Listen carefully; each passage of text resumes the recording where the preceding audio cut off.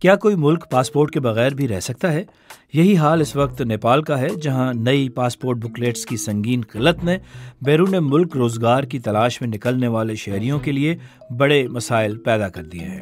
48 سالہ راجو کمار کے لیے پاسپورٹ کی تجدید اور رومانیہ میں اپنی نوکری پر واپسی ایک مشکل مرحلہ بن چکا ہے۔ میرے پاس سفر کے لیے صرف 4 دن بچے ہیں، مگر مجھے بہت مشکلات کا سامنا ہے۔ لاکھپا ڈولما مشرق وسطیٰ میں نئی زندگی کا خواب لیے بیٹھی ہیں، مگر نیا پاسپورٹ حاصل کرنے کا طویل انتظار ان کے لیے نہایت کٹھن ثابت ہو رہا ہے۔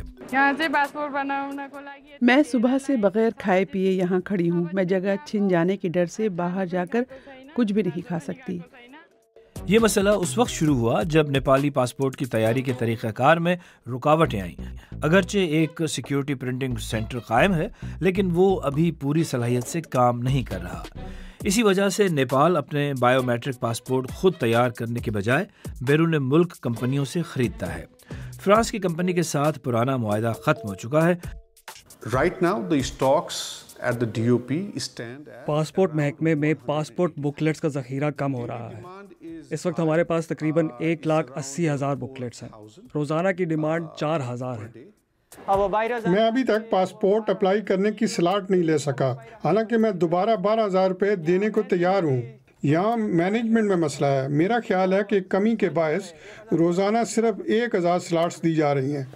بیرون ملک کام کرنے والے نیپالی کارکنوں کی ترسیلات زر ملک کی جی ڈی پی کا تقریباً 30% بنتی ہے۔ پاسپورٹ کے اجراء میں تاخیر نہ صرف ان کے ذاتی مستقبل کے لیے نقصان دہ ہے، بلکہ پوری معیشت کے لیے بھی ایک خطرہ ہے۔ ہم فرانسیسی کمپنی آئیڈیمیا سے درخواست کر رہے ہیں کہ وہ نئی کمپنیوں کے آنے تک ہمیں بکلیٹس فراہم کریں۔ اگر نیپالی حکام نے اس مسئلے کا کوئی فوری عارضی حل نہ نکالا تو رواں سال کے آخر تک ملک میں پاسپورٹ مکمل طور پر ختم ہو سکتے ہیں۔